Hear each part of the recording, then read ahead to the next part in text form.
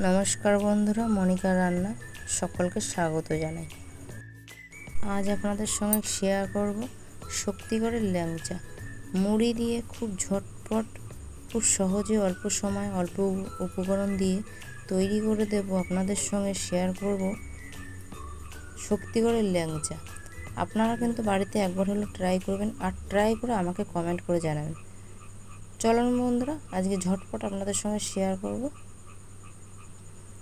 এখানে নিয়ে নিয়েছি আমি আমার সরঞ্জাম কিছুটা, আমার যতটা প্রয়োজন ছিল কিছুটা গুছিয়ে নিয়েছি, বাদবাকিটা আমি সঙ্গে আরও গুছিয়ে নিচ্ছি।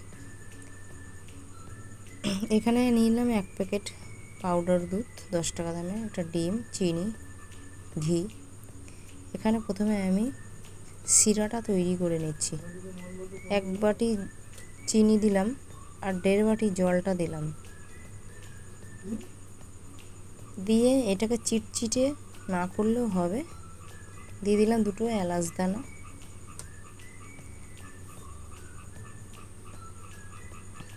এখানে আমি দিয়ে দিলাম 1 ছিটে হলুদ। আপনারা ফুড কালার ব্যবহার করতে পারেন, আমার ফুড কালার ছিল না, আমি হলুদ ব্যবহারটা করেছি। হয়ে গেল আমার মিষ্টির শিরাটা, আমি নামিয়ে চাপা দিয়ে রেখে দিলাম। এবার এখানে একটু গরম জল করে নিচ্ছি, যতক্ষণ আমার পাউডার দুধ আছে এটা গুলে নেব। হয়ে গেল আমার গরম জলটা। এখানে আমি কিছুটা 1 বাটি মুড়ি নিয়ে নিলাম। অতি অবশ্য আপনারা মুড়িটা চেলে নেওয়ার চেষ্টা করবেন। এখানে আমি পাউডার দুধটা গরম জলে গুলে নিলাম। এবার নিয়ে নেব একটা মিক্সিতে আমি চালনি দিয়ে চেলে নিলাম মুড়িটা, ধুলোটা বার করে নিলাম। মুড়িটা মিক্সিতে ঢেলে নিয়ে 2টো এলাচ দিয়ে দিলাম। চেষ্টা করবেন আপনারা মুড়িটা যেন খুব মুড়মুড়ে হয়, শ্যাতানো যেন মুড়িটা না হয়। হয়ে গেলে মিক্সিতে ভালো করে গুঁড়ো করে নিলাম, দিয়ে আমি এটা চেলে নেব। সব কিছু চেলে নিলে পরে ল্যাংচাটা ভালো হয়। দিয়ে দিলাম আমি দুধটা। এবার আলতো আলতো হালকা হালকা কিছু কিছু করে আমি দুধের মধ্যে মুড়ির গুঁড়োটা দিয়ে দেবো। একটু একটু করে মুড়ির গুঁড়োগুলো দিয়ে এই দুধটায় সব কিছু ভালো করে মাখিয়ে নেব। হয়ে গেলে এবার নামিয়ে নিলাম। এখানে দিয়ে দিলাম কিছুটা সুজি, 2-3 চামচি আমি দিয়ে দিলাম এখানে গুঁড়ো দুধ। আপনারা চেষ্টা করবেন গুঁড়ো দুধটা দিলে ভালো স্বাদ হয়। দিয়ে দিলাম বেকিং সোডা, পরিমাণ মতন দেবেন, 1 চামচি পরিমাণ মতন দিয়ে দিলাম ঘি, দিয়ে দিলাম একটা ডিম। আপনারা সব কিছু পরিমাণ মতন মাপ করে নেবেন, তাহলে এটা ভালো হয় আর ভালোভাবে বুঝতে পারবেন, বানাতে পারবেন। এটা এবার সব কিছু দিয়ে এবার এটাকে ভালো করে রগড়ে রগড়ে মেখে নেব, তাহলে ল্যাংচাটা বানাতে, আপনার আকারটা বানাতে সুবিধা হবে। কিছুক্ষণ ধরে আমি এটাকে ভালো করে রগড়ে রগড়ে মেখে নিলাম। দেখুন,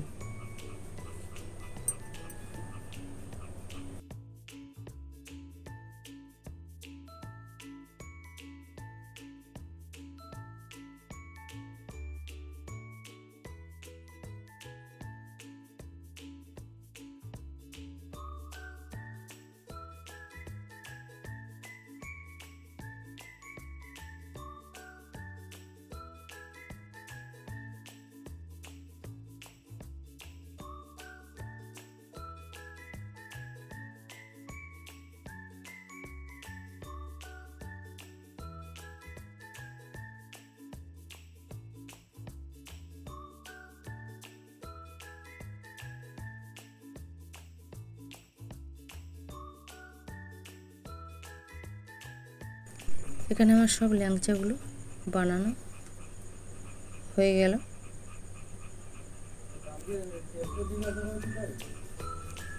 সম্পূর্ণটা হয়ে গেল।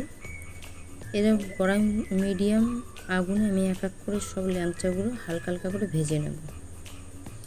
চেষ্টা করবেন মিডিয়াম আগুনটা যেন থাকে, না বেশি না কম।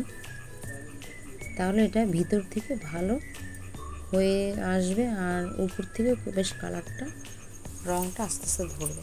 দেখুন আমি কিন্তু এক ভাব কিন্তু নাড়াচাড়া করে করেই ভেজে তুলেছি।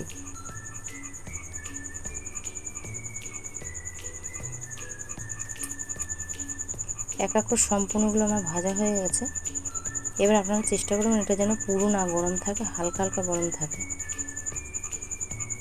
দিয়ে দিলাম আমি ল্যাংচাগুলো সম্পূর্ণ এক এক করে মিষ্টির শিরাতে। এবার ভালো করে এটাকে শিরার মধ্যে ভালো করে নেড়ে চেড়ে নেব।